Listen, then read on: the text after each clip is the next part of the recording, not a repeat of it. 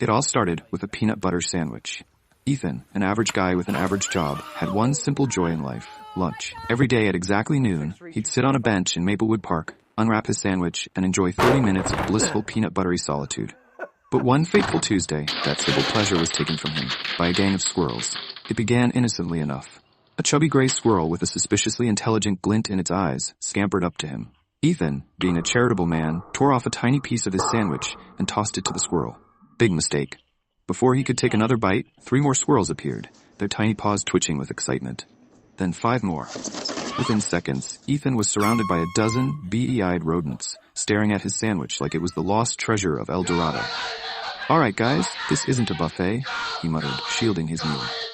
The squirrels did not take rejection well.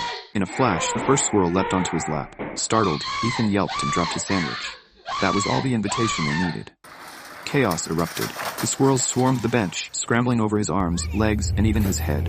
One particularly aggressive squirrel grabbed the sandwich and bolted. But another squirrel, clearly the team's wild card, tackled it midair.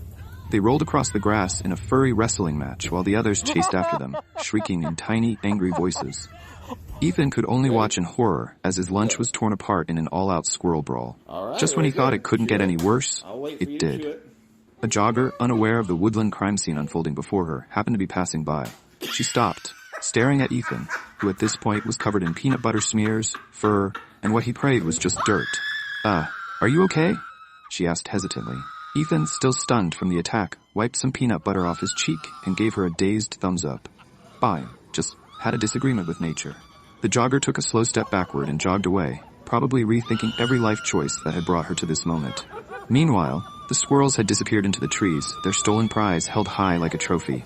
Ethan sat there, defeated, his lunch break now reduced to an empty wrapper and a profound sense of betrayal. From that day on, Ethan never ate in the park again. And somewhere in Maplewood Park, a band of well-fed squirrels still tell the legend of the Great Peanut Butter Heist. On an otherwise unremarkable Saturday morning, I was enjoying my first cup of coffee when my phone buzzed. It was a text from my neighbor, Mrs. Jenkins, an eccentric, retired librarian known for her love of nature documentaries and her penchant for feeding every creature that set foot in her yard. "Help. Emergency squirrel situation. Come quickly." I stared at the message. Squirrel situation? Mrs. Jenkins was prone to dramatics, but curiosity and a lack of weekend plans got the better of me. I threw on my sneakers and jogged over to her house. The scene awaiting me was not what I expected. Mrs. Jenkins stood in her front yard wearing gardening gloves, a bright pink bathrobe, and a colander on her head.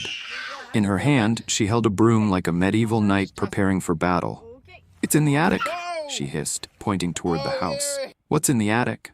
I asked, unsure if I wanted to know the answer. "A squirrel," she said, as if this were self-evident. "It got in through the vent. I tried to lure it out with peanuts, but it just stared at me. We need to take action." I blinked. "Okay, but why the colander?" Mrs. Jenkins tapped it with pride. "Protection. Squirrels are unpredictable." I was about to suggest calling animal control, but Mrs. Jenkins had already shoved the broom into my hands and ushered me toward the house. "You're younger and faster. You'll flush it out. I'll be the lookout." Reluctantly, I climbed the creaky stairs to the attic, broom in hand. The air was thick with the smell of mothballs and decades of forgotten Christmas decorations. Sunlight streamed through a small, dusty window, illuminating the culprit, a plump gray squirrel perched on an old rocking horse. It looked at me with what I could only describe as indignant defiance, as though I were the intruder. "Shoo," I said, waving the broom half-heartedly. The squirrel didn't move. "I have peanuts." Mrs. Jenkins called up the stairs. "Wave them around."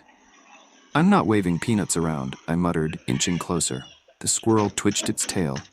Then, in a sudden burst of energy, it leapt from the rocking horse to a nearby shelf, knocking over a box of dusty board games. "Careful," Mrs. Jenkins shouted. "That shelf is from 1932.